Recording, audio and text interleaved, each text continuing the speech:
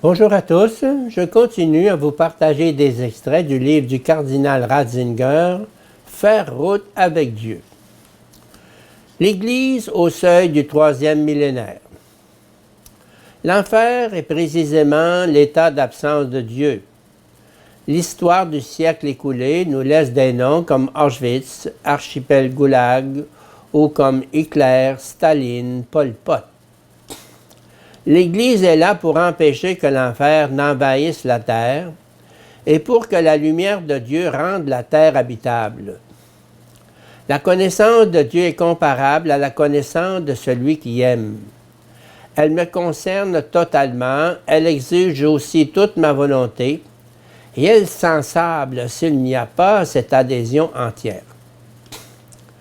L'Église sépare, mais le Christ aussi sépare, dit-on. Et l'on en vient à ajouter, Dieu aussi sépare, car les images de Dieu s'opposent, et il y a des religions sans un Dieu personnel, des conceptions du monde sans Dieu.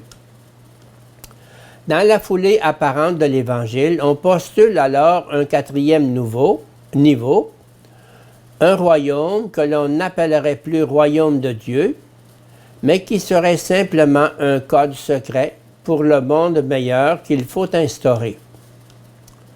Le fait que le royaume soit au centre signifie que, par-delà toutes les frontières des religions et des idéologies, tous pourront collaborer aux valeurs du royaume, la paix, la justice et la conservation de la création.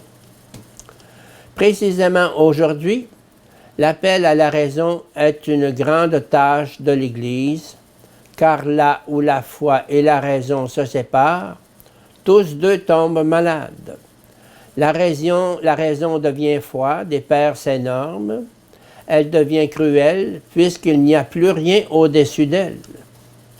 L'intellect limité de l'homme décide alors seul quel doit être le sort de la création, qui a le droit de vivre et qui sera exclu de la table de la vie.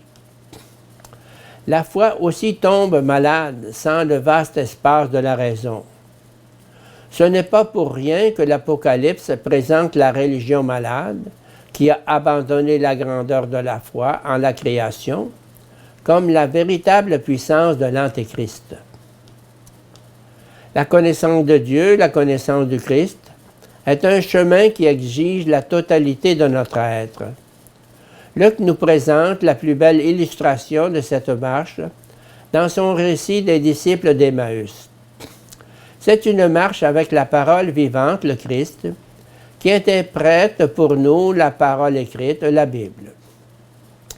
Il la laisse elle-même devenir chemin où le cœur devient tout brûlant et où, à la fin, les yeux s'ouvrent.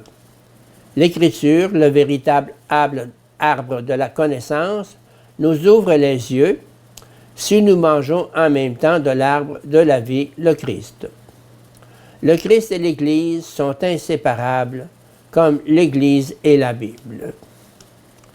La libération de l'orgueil nous fait échapper à la lourdeur.